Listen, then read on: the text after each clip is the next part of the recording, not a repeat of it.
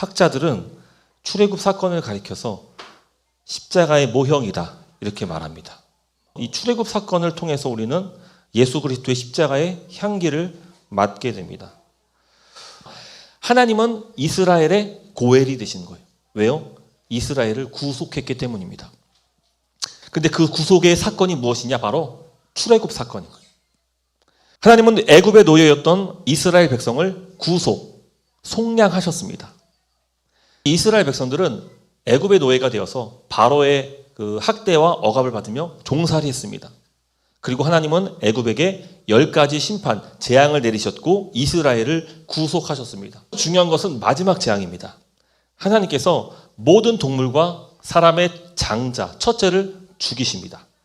근데 하나님께서 이스라엘 백성에게 특별히 죽음을 피할 수 있는 길을, 방법을 제시해 주시는데 그것이 뭐냐? 바로 어린 양을 죽여 그 피를 대문에 바르면은 죽음의 사자가 그 집을 넘어가는 거예요. 그래서 유월절인 거예요. 그 절기가 바로 이스라엘의 가장 으뜸인 명절인 유월절이 됩니다.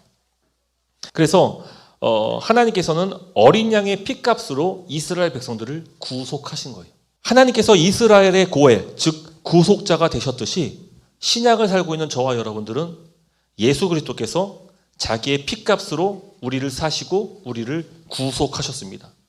그러므로 예수님은 우리의 고엘, 즉 구속자가 되십니다. 과거 우리는 죄와 죽음의 종노릇했지만 이제는 예수 그리스도로 말미암아 자유를 얻고 해방되었습니다. 그렇다면 구속받은 하나님의 백성은 어떻게 살아야 합니까? 첫 번째로 우리는 주님의 은혜와 사랑에 감사하고 하나님을 예배해야 되는 것입니다. 하나님께서 이스라엘 백성들을 구속하셨어요. 그러므로 이스라엘 백성은 이제 누구의 것이 되었습니까?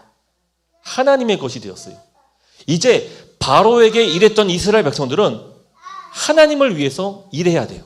그래서 구속자 하나님께서 이스라엘 백성들에게 요구하시는 섬김은 바로 예배예요. 하나님은 진정한 자유를 이스라엘 백성들에게 주셨습니다. 우리는 일주일 가운데 주일날 거룩한 날로 구별해서 하나님을 예배합니다. 그리고 우리는 이것을 명칭하기를 공동체 예배라고 합니다. 우리는 주일에 모여서 구원을 찬송하면서 또 구원의 결과로 주어진 자유를 만끽하고 주로 말미암아 기쁨과 안식을 누리며 서로 사랑으로 교제하는 것이 모든 예배는 공동체 예배로부터 시작하는 거예요. 두 번째입니다.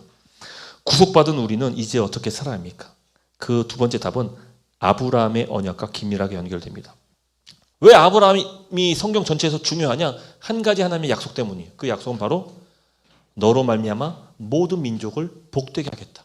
그 약속 때문에 아브라함이 중요합니다. 하나님은 이스라엘 백성들을 강대한 나라로 만드시기 위해서 구속하셨습니다. 이스라엘은 소돔처럼 죄와 불의로 고통당한 자들의 편에서 그들을 구출해야 되고 애굽의 노예처럼 억압과 학대를 받는 자들을 구속해야 하는 것입니다. 여러분, 이스라엘은요, 율법을 통해서 각종 소외 계층이라든지 약자들에게 어떻게 그들을 돕고 섬겨야 되는지를 의무사항과 책임을 기록하고 있습니다. 그래서 율법에는요, 고아와 나그네, 과부, 그리고 종 이런 제도들이 상당히 많습니다. 이스라엘 백성들은요 430년을 종으로 살았습니다. 그렇기 때문에 누구보다 종의 심정을 잘 압니다. 안식년은요 7년마다 한번 돌아옵니다. 이때는 땅들도 쉬고 그리고 종들도 자유를 받습니다. 이스라엘에는 희년이라는 제도가 있습니다. 희년은요 안식년이 7번 돌아오고 그리고 그 다음 해, 그래서 50년마다 한 번 돌아옵니다. 그 희년에는 어떤 일이냐? 모든 빚을 탕감해 주고요.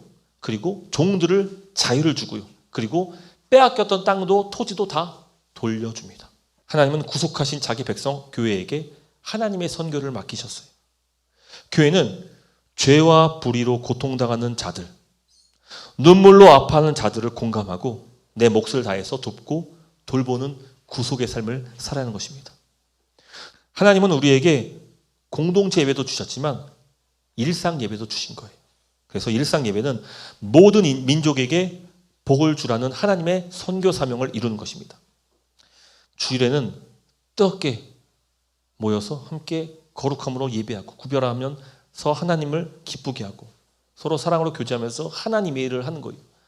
그리고 나머지 6일 동안은 일상에서 바로 이 구속받은 그 삶을 실천하며 내가 구속자로 살아가야 하는 거죠. 여러분, 하나님께서 문제 해결을 위해서 우리가 분명히 기도를 통해서 응답하시기도 하시지만요, 때로는 내가 공경에 처한 사람을 도울 수도 있는 거예요. 하나님은 사람을 통해서 일하십니다. 하나님은 순종하며 자기 몫을 다하는 사람들을 통해서 일하시는 거예요. 그래서 하나님은 아브라함을 통해서 모든 민족에게 복을 주시는 거예요. 그리고 하나님은 나로 말미암아 모든 민족에게 복을 주시는 거예요. 그래서 내가 있는 곳에서 하나님의 통치가 임할 수 있도록, 하나님의 구속이 나타날 수 있도록 내가 섬기고 돕고 일할 수 있는 것, 이게 바로 우리가 추구하는 일상 예배예요. 성경은 곳곳에서 주님께서 베푸신 모든 것을 그대로 베푸는 자가 되라고 요구하십니다. 너희 아버지가 자비로우신 것처럼 자비로운 자가 되라. 내가 너희를 사랑한 것처럼 너희도 서로 사랑하라. 서로 친절하며 불쌍히 여기며 그리스도 안에서 하나님이 너희를 용서하신 것처럼 서로 용서하라. 그리스도께서 너희를 받으신 것처럼 서로 받으라. 여러분, 하나님께서 우리에게 하셨듯이 너희도 그렇게 하라. 너희가 거저받았으니 거저주라. 다 하나님께로부터 온 거예요. 하나님께서 내게 맡기신 거예요. 더불어 청지기의 삶을 살도록. 그래서 여러분들은 소명자이고 사명자이기도 하죠. 그리고 누군가의 고엘 될 것입니다. 이 말씀 꼭 기억하시고 우리가 일상에서도 하나님을 예배할 수 있고, 또 공동체 모임에, 공동체 예배에 더 뜨겁게 마음 결단하고 하나님께 굴복하고 그 뜻에 순종하면서 한 주간 세상에 파송되어서 살아가는 저와 여러분 될 수 있도록 우리가 수망하고 기도하며 나갈 수 있으면 좋겠습니다.